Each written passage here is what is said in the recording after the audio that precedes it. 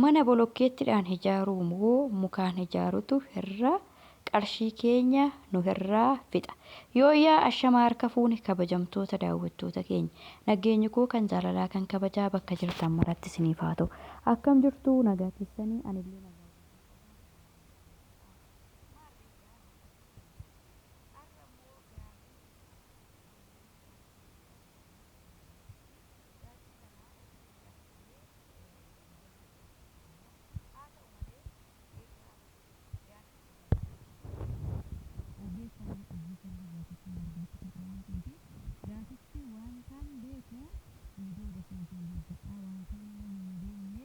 Ogeessa beekuun mari'attee waliin madaalatti malee dhallisee kan mul'atu jechuudha. Kanaaf egaa guyyaa har'aa kana keessatti viidiyoon koo mana bolokkeettiidhaan ijaaru moo mukaan ijaarutu irraa qabsiisaa kan jedhu mee asirratti na wajjin isinidha. Egaa bolokkeetti tokkittiin birrii 40 egaa bolokkeetti tokkittiin kan waliin madaalanii mana ittiin ijaaramu gara goordillaatti yoo ta'u goordillaan tokko bira dhibbata jechuudha yeroo kanatti. Haa ta'u malee baatiin kan bolokkeetti fi kan mukaan ijaaramu garaagarummaa guddaa qaba. Wantoonni yeroo mukaan ijaaramu wantoonni akka shawaa fi akka dhagaa fi hundumtuu seerri hundumtuu barbaachisa garuu garaagarummaan gidduu kana jiru waa'ee baatii irratti garaagarummaa gidduu kana jiru bolokkeetti jechuudha. Bolokkeetti sun fakkeenyaaf fi bolokkeettiin 10 mee fakkeenyaaf 40 sun baay'insa 10 argisiisaa. Bolokkeetti sun haga mana bakka dheerina mana tokkotti yoo dardartu jechuudha. Muka immoo muka fufurdaanlee yoo jechuudha. Goordinaa fufurdaanlee yoo jechuudha. Garuu muka fufurdatu bakka lamatti illee baasisuu hin danda'u. Egaa yeroo akkam keenyee yaada keenya sirnaa'ee goordinaan tokko qarshii 100 bolokkeetti tokko qarshii 40 garuu yeroo yaada keenyatti nutti fakkaatu bolokkeetti tokko salphaadhaan itti gatansaa garuu bolokkeettiin aga walirra daraddaran sana mana ittiin baasu waan ta'eef aga walirra daraddaran sana baay'ee gaafa baay'ata dhufanii irreen isaa isinitti dabatamsa. Kanaaf jira kan mukaa fi wayyaanis immoo fakkeenyaaf mana ijaarrachuudhaaf dhagaadha yookiin bolokkeettiidhaan immoo mukaa wayya kan jedhu kuni beekamaadha jechuudha. Kuni beekamaadha. Mukaan wayyu osoo namaaf danda'amee humnuu fi achi ga'ee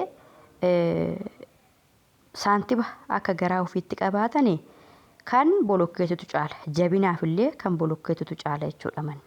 Egaa kan mukaan ijaaramu hin caalu jechuu osoo hin ta'in kan bolokkeettiidhaan ijaaramu jabaatee dhaabbata dhagaadhaan waan ba'ee fi hin socho'u jechuudha. Kan immoo mukaan ijaarree agab yoo baay'ate nuyyuu garaagarummaa lafaatiin wal qabataa dafeet jechuudha. Lafa fakkeenyaaf fi akka walisootti yoon isinitti fakkeenya fudhadhee ijoollee walisoo hin beektu akka walisootti yoon isinitti mana tokko lafa tokko binnee mana irratti dhaabuu jalqabnee garaggannee jechuudha. Marannee baruma baafannee illee mana kana ejersa gama fakkeenyaaf hin beektu kooticha lafa biyyoo diimessaa fi lafa kooticha qaba. Fakkeenyaaf inni biyyoo diimessi hidhuudhaaf illee yoo saantima dhabdee ariifachuu baattee yoo rakkinni si qabe dhoobaa tokko dhoobbattee keessa bara dabarfachuudhaaf keessa hin jiraatta. Garuu bakki immoo kootichi suni manni aguma waggaa fakkeenyaaf bara darbee ijaarte yoo ta'e waggaa 2 waggaa 1 gaafa turu hin jallatatoo jalinne jechuudha. Garaagarummaan bolokkeettii fi garaagarummaan mukaas isa kana. Haa ta'u malee egaa baasirrattis immoo bolokkeettitu irraa hedduu nama fixaa mukatu salphata jechuudha irra. Kuni beekamaadha. Garuu gaafa bolokkeettii sana ilaallu goordinaan tokkittiin qarshii 400 bolokkeettiin tokkittiin qarshii 45 bolokkeettii manaa wayya jedhee yaadumaan zimmi jedhee kan itti galu jira. Noo akkas miti. Bolokkeettiin suni tokkittiin 45 taatu malee gaafa dhattee mana tokko dhaabdee fixuudhaaf gaafa jalqabdu fakkeenya bolokkeettii 400 500 600 gaafachuu danda'a jechuudha.